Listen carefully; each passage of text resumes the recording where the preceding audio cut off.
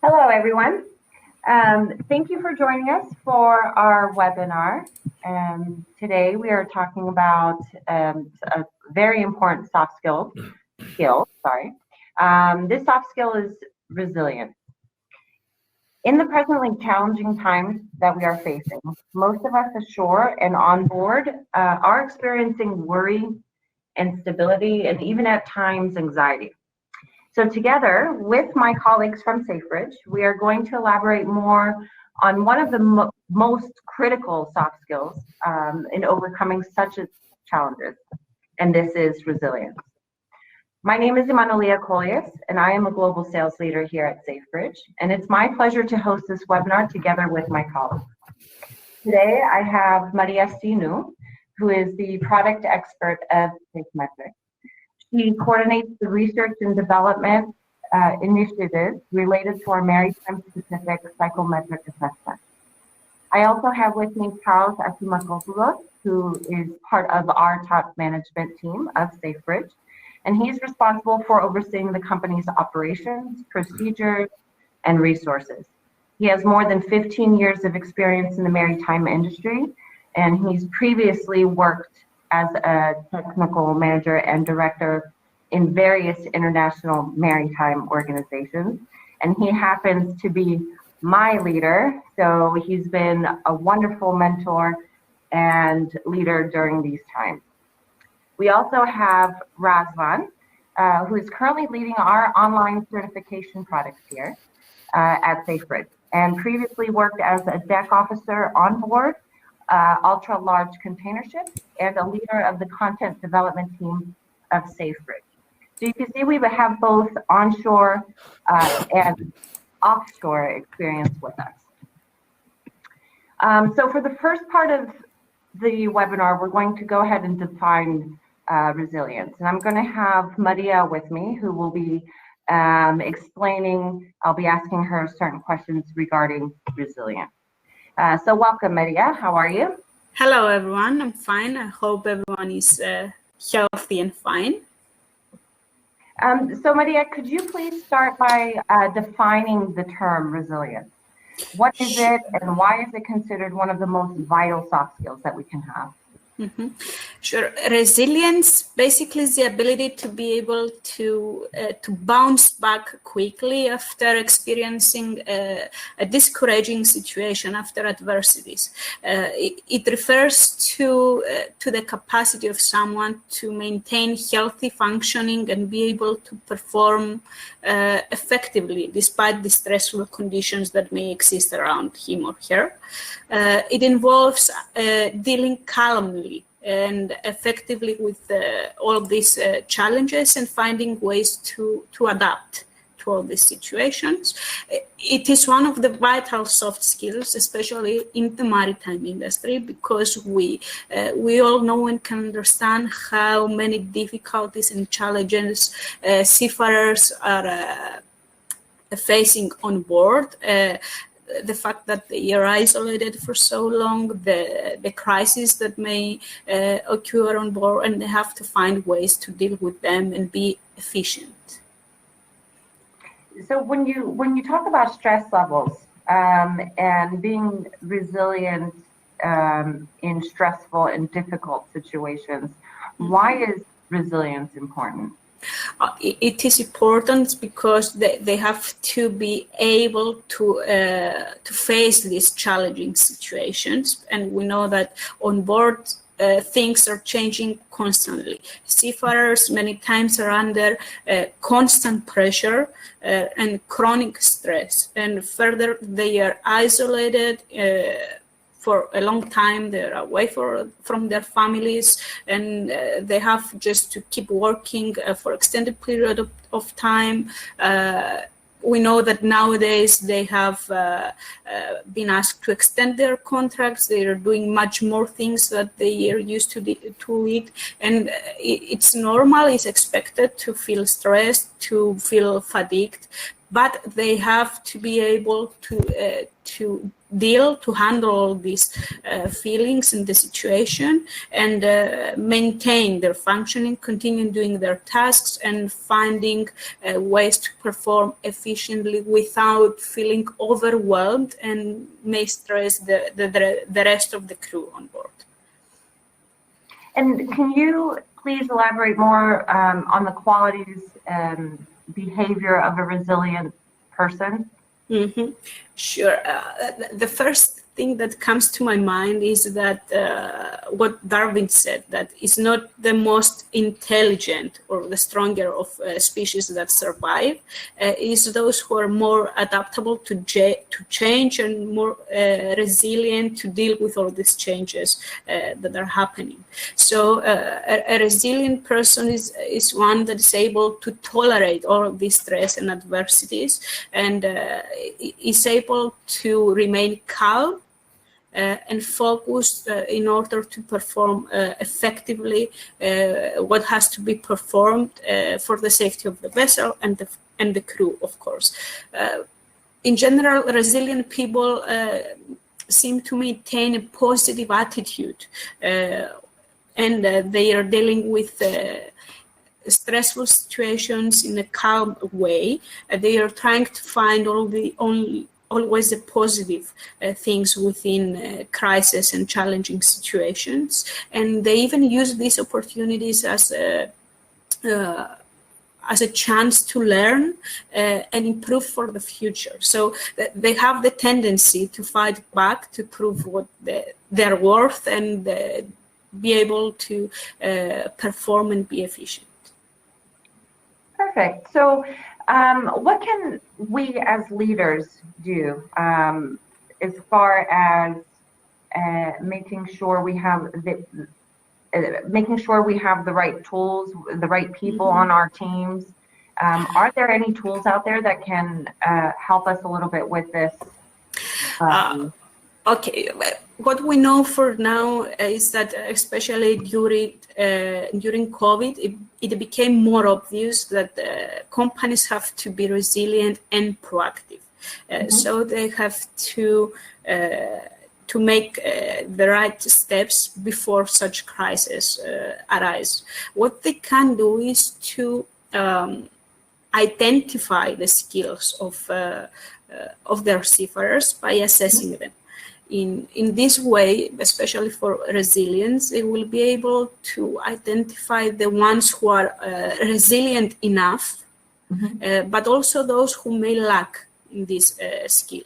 In this way, they will be able to train them, help them develop this skill, and make sure that they have seafarers on board that are able to deal with such challenging situations and handle the stress appropriately. So then it goes back to companies again. If they assess, identify, and train all these seafarers in resilience and many other skills, soft skills, they will be able to trust them, that they will be efficient and perform on board.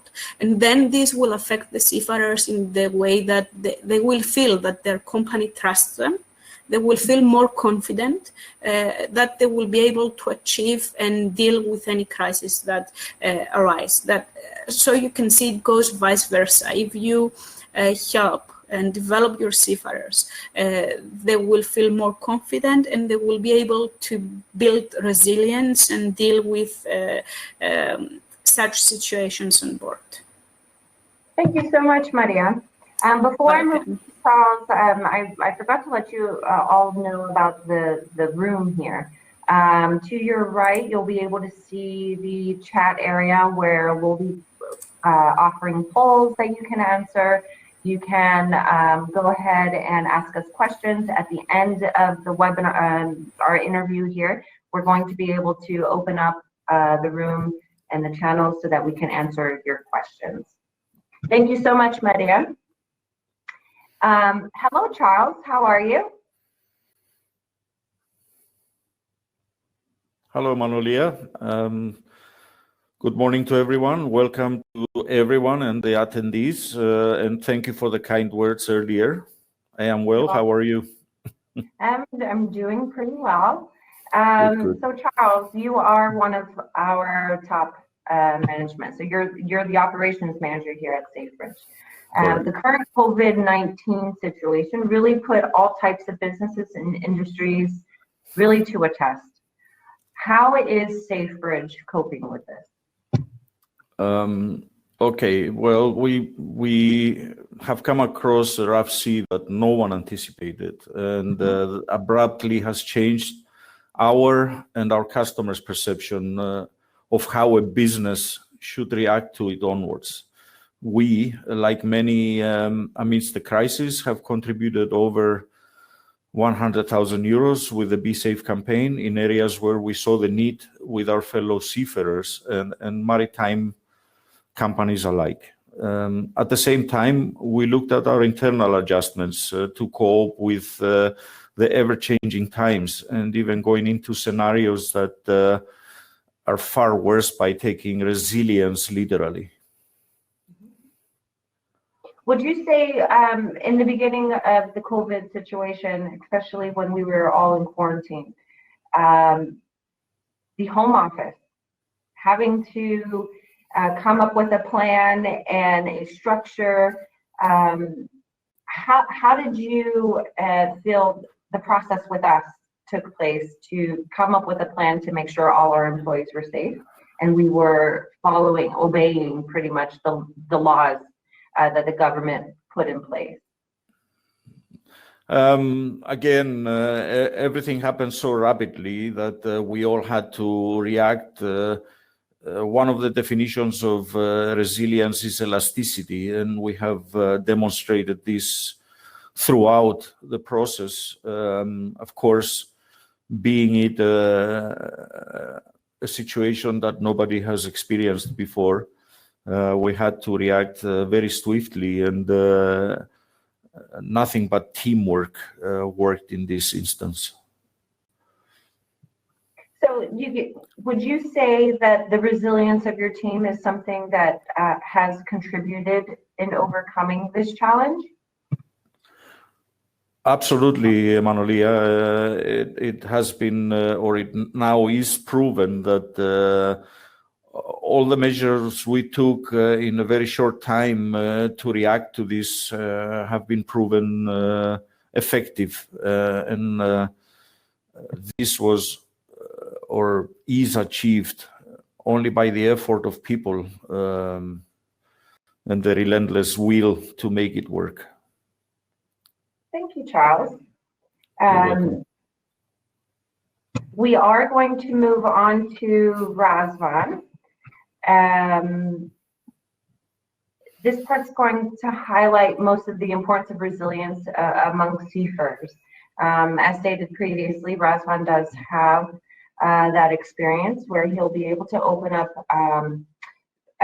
especially my eyes, because I've only dealt with really onshore. I do not have that experience offshore. So Razvan, you previously worked as a deck officer. Given your own personal experience of working at sea, what was your opinion on the resilience at the time? Thank you, Emmanolia. Good morning, everyone. Yeah, resilience, very important. I would say crucial for seafarers. If we think about it, maritime industry together with aviation industry, oil and gas, nuclear industry, these are high-risk industries with dynamic and challenging working environments where safety is the foremost priority. And resilience, it's a very important aspect. I mean, for example, right now I'm sitting in my office. It's quite a good environment.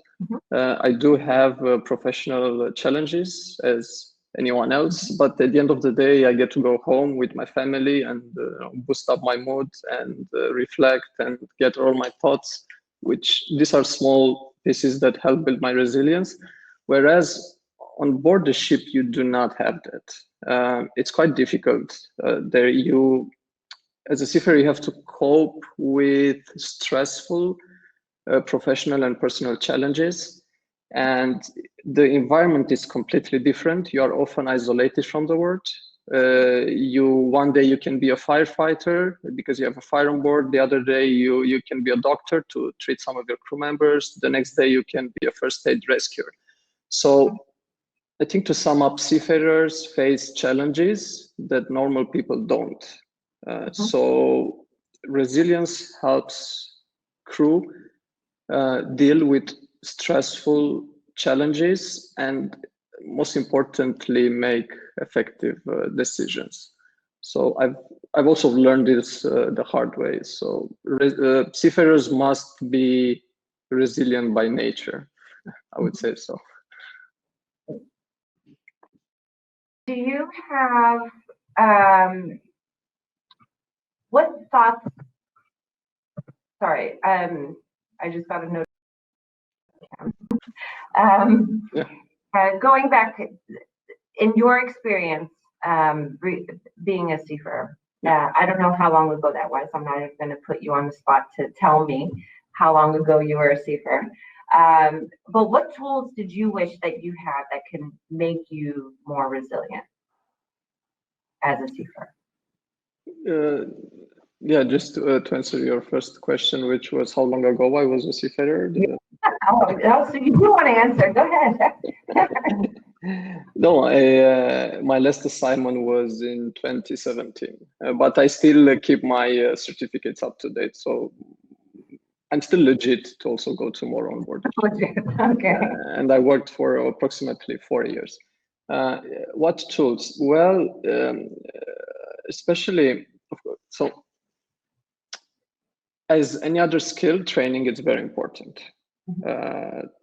So the more realistic the training that can simulate the challenges that you are going to face, this will help build your resilience. And that's why you have a lot of drills on board. So firefighting drills, abandonship drills, these are all pieces that could help build your resilience. Another thing is the communication. So having a mentor, and I think that if we have now captains or seafarers that are in managerial positions, they play a key role in helping seafarers, especially on lower ranks, be resilient. They could be mentor and listen to their problems, and also giving them advice, because I've learned that communication has helped me build my resilience. I know that right now we have social distancing measures in place, but just if you're a seafarer on board and you go and lock up in your cabin, if you have some problems and you don't speak with anyone and you just think that it's you have to take everything in your own hands, this could be quite difficult and it might affect the outcome of your life. So fortunately, there are things that you can control, and you should focus definitely on the things that you can control. But you should also realize that there are some things that you cannot control, like the crew changes. These are actually out of your control, and you depend on a lot of players. So the more you let yourself affected by the things that you cannot control, you don't have direct control over with, I think the worse it makes the situation. Yeah, I completely agree. I can see where you're coming from with that, and of course the ongoing training, development, assessing your own skills so that you can be developed. These all come into play to make sure that you have the skills that you need to be able to perform, pretty much. Exactly. I mean, speaking about assessments, it's quite important because you have to know your limits. Everybody, we all cope differently under stressful environments. This is normal, but you should know your limits. You should know your limits, and you should know where on what you work, what you must work on. So I had some situations where I was able to discover my limits, and it helped me a lot. Of course, it's not such a good feeling because you see other people that perform well under those circumstances and you do not, for example. But this shouldn't let anyone be discouraged. And if you see it as Maria said, as an opportunity to grow. So these are my limits, or these are my my areas where I do not have where my I'm not so competent on, or my skills are not so great, but I can build up. I can train and I can become better.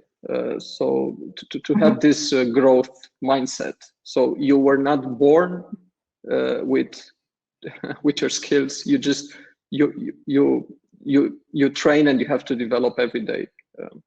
Right. Thank you, Razvan. So can you give me some examples of a resilient seafarer, pretty much? What makes this seafarer resilient? Okay, so let's create a story with two fictive characters that I think a lot of our listeners can resonate to. Right now we have this COVID-19 pandemic, and we have, for example, Mark and Steve. They are both third officers working for a cruise shipping company, and they were recently laid off because the shipping company didn't have people are not traveling anymore. So being a cruise shipping company, they were affected quite hard. And so on one hand, you have Mark, who is a third officer, recently promoted, and eager to navigate and support his family. And now he's in a difficult position because he doesn't have work anymore and he has to take care of his family. What he's doing, though, is trying to find different jobs. If he cannot find different jobs in the maritime industry, he can find some other types of jobs. And one day he manages to find a job to be a driver, for example, for one of the courier companies. Is this job below his pay grade or below his certifications and so on? Yes, but what he knows is that this is something temporarily, and he never loses focus on the end goal. So later on, he will he do whatever he needs to do in order to take care of his family. Whereas on the other hand, you might have Steve, who gets very affected by the fact that he's unemployed right now, and he doesn't have a job. So he isolates himself. He thinks that it's pointless to go and look out for jobs, that it will take a lot of time till the market recovers, and so on. So this will affect his professional life and also his family life. So a resilient seafarer, who could be Mark in this case, managed to bounce back and recover a bit, not to the degree that he was expecting to, but taking into account that it's just a temporary situation, you will in the end go back to your normal life. So the idea would be not to let the negative challenge or the challenges that you currently face affecting in the end your whole life. This shouldn't be the case. Thank you very much, Razvan. That's very insightful. I am going to go into our next part of the webinar here regarding resilience in the maritime industry and tips. And I'm going to open this question up to all three of you, whoever wants to answer. We talk about the importance of resilient team ashore and a resilient seafarer on board. I believe most of us here today would like to hear some tips on how to build the resilient team. Who's willing to give their thoughts on this? Razvan, Charles? Well, if you can repeat the question, please, maybe I can. How can we build a resilient team? Okay, well, maybe I can jump in here, and maybe Razvan can interrupt me. Both being seafarers, okay, me a little bit further back than Razvan in my sea time days. You know, building a team is not an easy task. you will find many tips on managing teams and building teams, and you will yourself experience from your own path that many times you may have the wrong approach. Communication with your team is of utmost importance. Being real and showing strength as a leader under the most adverse conditions while keeping a balance with acknowledgements where due. Respecting your fellow team members is key to your own success. And for the fellow seafarers that are in the epicenter of the challenge here in our discussion, well-being in all aspects is paramount as it elevates the feel-good factor and increases resilience and productivity. But going back to your question, because it seems like I didn't answer it yet, building a team takes a lot of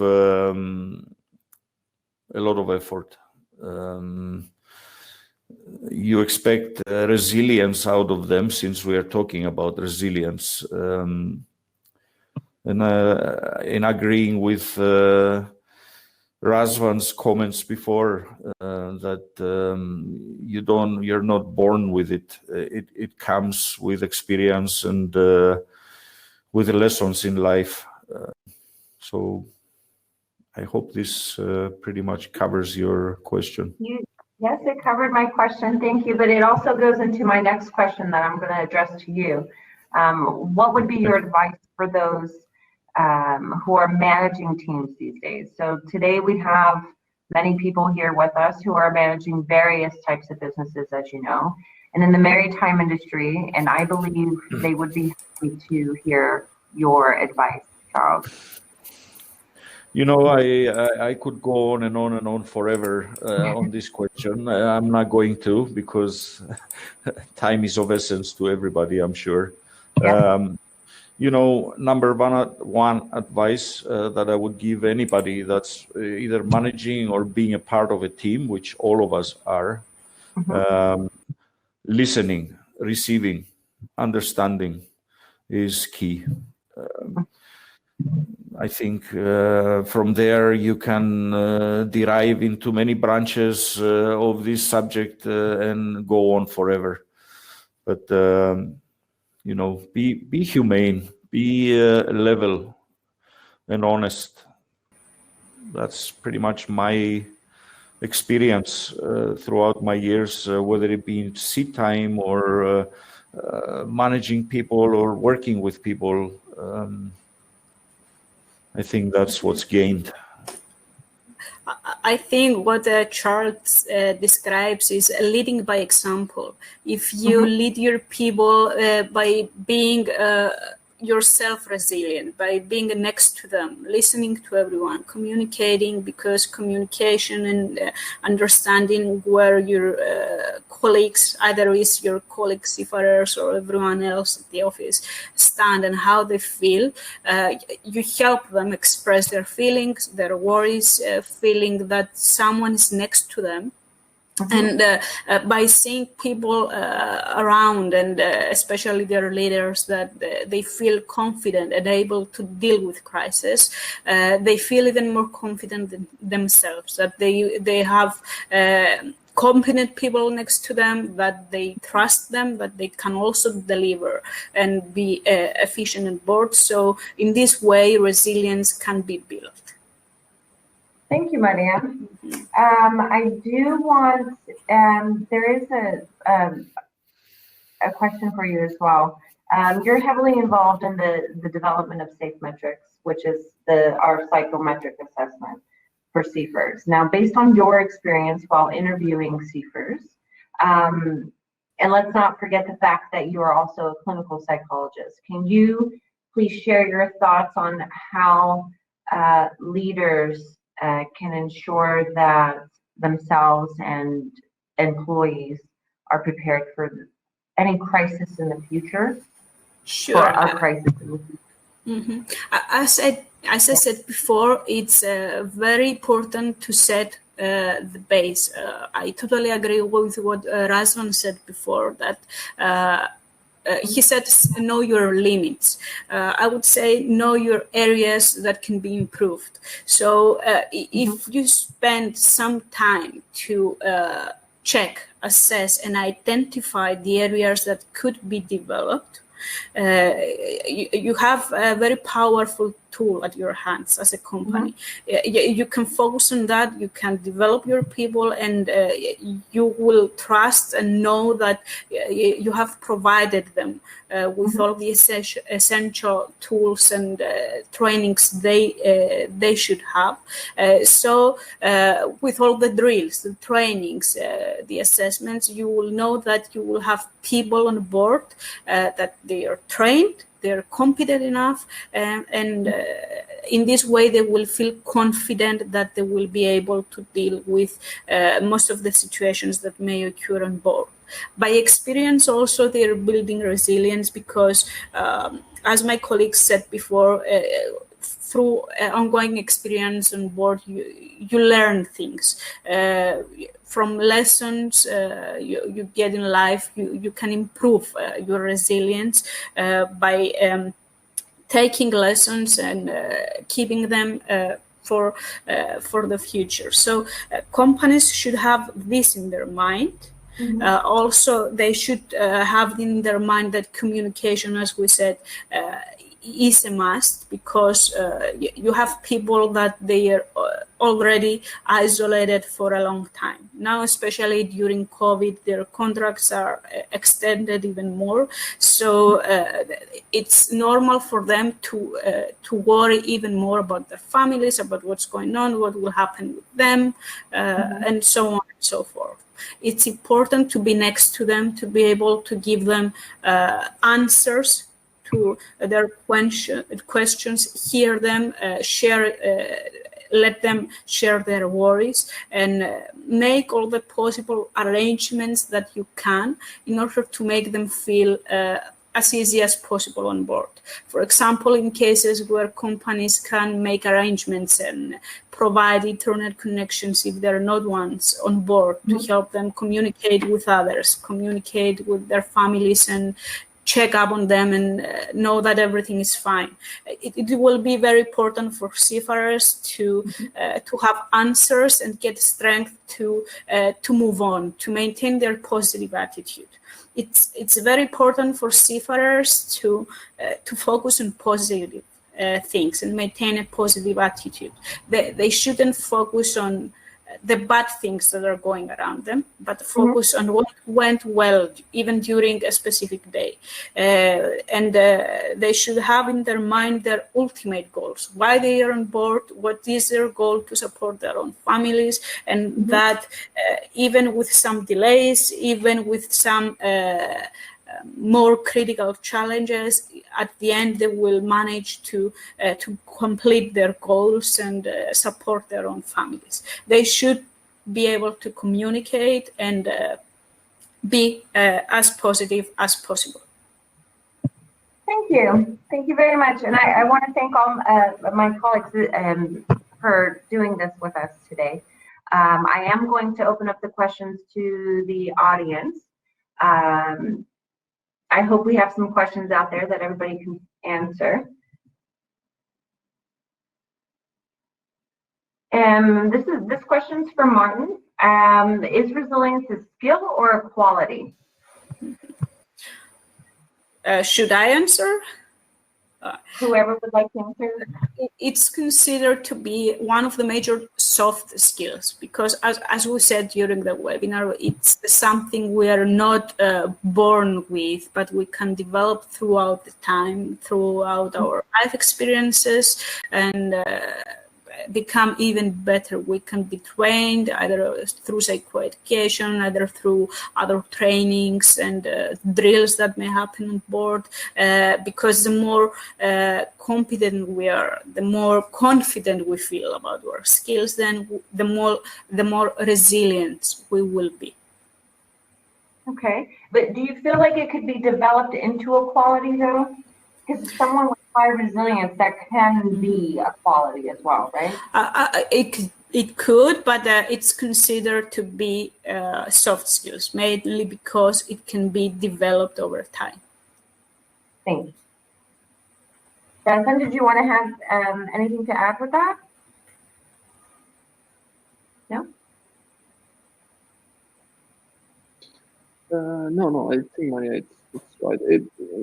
I'm not so familiar with the exact technical terms, but yeah,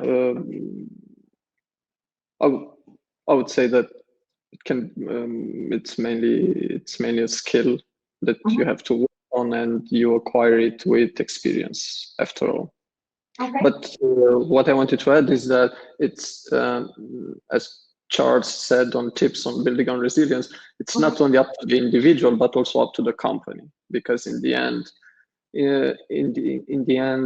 it's, after all, resilience can be measured also as a set of behaviors, correct? So how does an individual behave in a certain environment? Well, it's up to the company to set up that environment.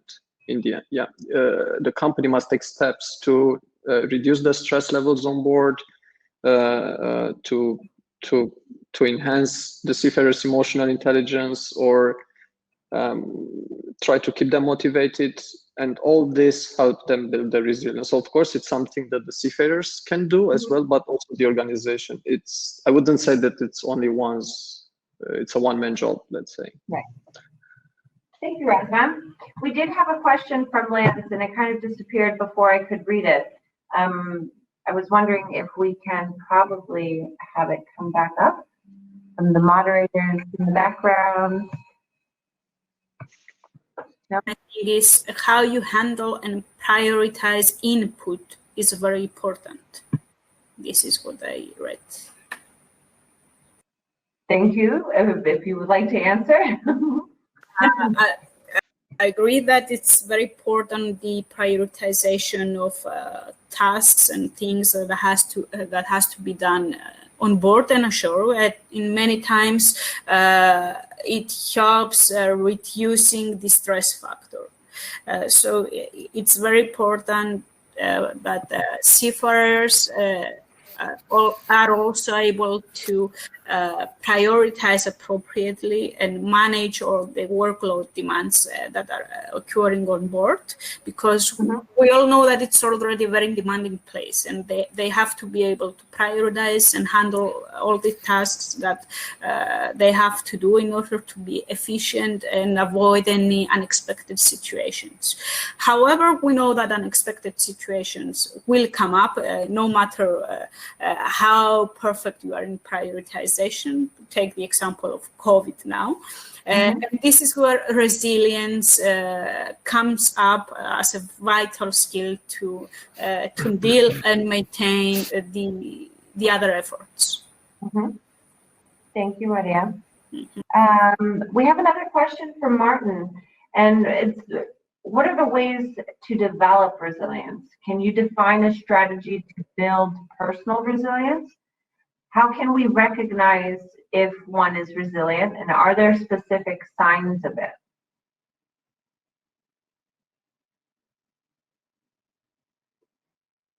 Identify the resilience level of each seafarer is to do a proper assessment, and this is what we suggest. By assessing, you're setting the base, and you know where your seafarers stand in regards to the rest of the seafarers population out there. Some signs of resilient seafarer are those who are keep on trying no matter the difficulties. They are not affected by stressful situations, and they are able to maintain their functioning in a calm way. They also encourage the rest of the crew in order to find ways to solve these issues and deal with the situation. People who tend not to be so resilient, you may see them that they're getting easily disappointed. They are not happy. They're complaining. They freeze in front of stressful situations, and they have difficulties to handle them in an efficient way. So they may complete their task, but not in the best way, and then they will start feeling disappointing about themselves, and they may even resonate and stop the effort. But resilient people, no matter what, even if they fail in the beginning, they will continue until they find a way to solve the problem, and they will believe in themselves and feel confident that they will be able to find a solution and deal with all these challenges. Now, defining a strategy to build personal resilience is another huge topic, but as a very simple step for seafarers is to help them focus on positive things rather than the negatives. It goes back to the way they are thinking. So because we know that especially during stressful conditions, people have the tendency to think of the negative things. They have many negative thoughts. Though this is where we should start intervening by helping them and teaching them techniques to focus on positive thoughts as well. Thank you, Maria. Do we have any other questions?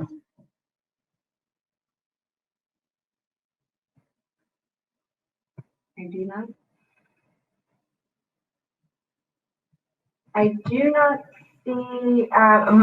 Martin says thank you, Maria. We have a nice joke from Lance, which is very appropriate. I don't know if you guys can read it. Lance is saying, if you have a mother-in-law or children, you can practice being resilient at home.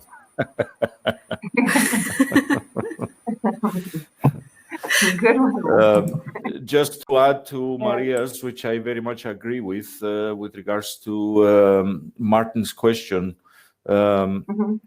You know, being a merchant mariner, it's not a compulsory career. It's by choice. And right off the bat, as people choose their path in life with whatever it is they want to do, military, pilots, whatever it is, choosing going at sea shows resilience rather right off the bat. So the environment is as such that every other day you have situations that are not of the norm.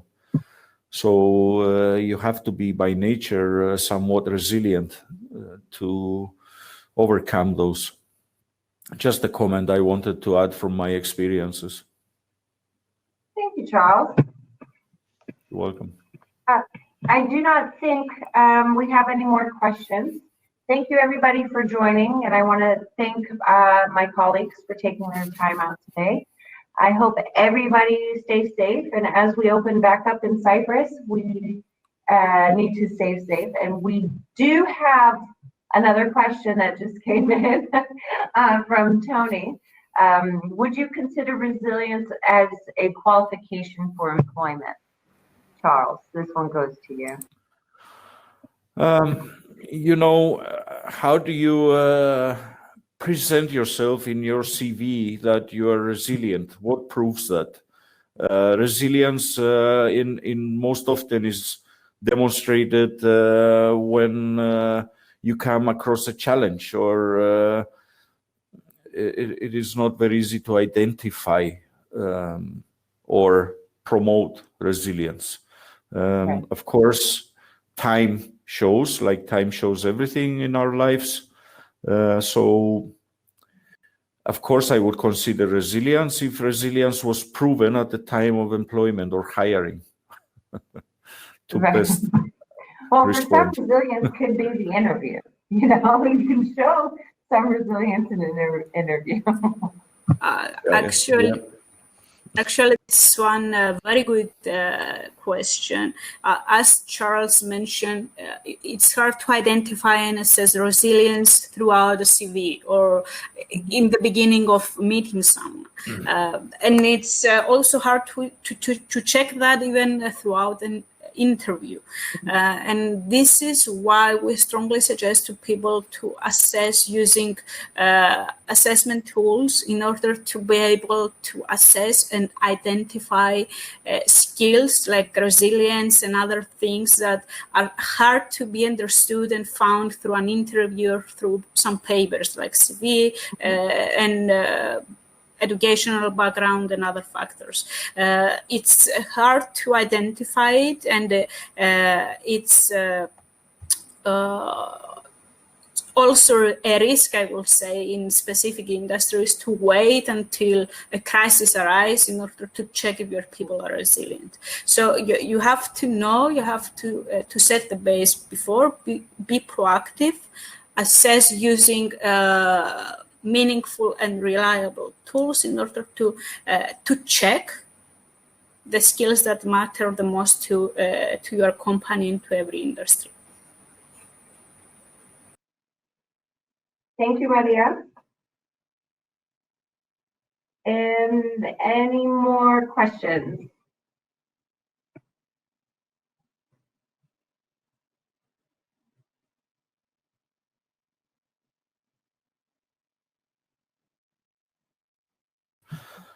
Which maybe Maria can comment further on.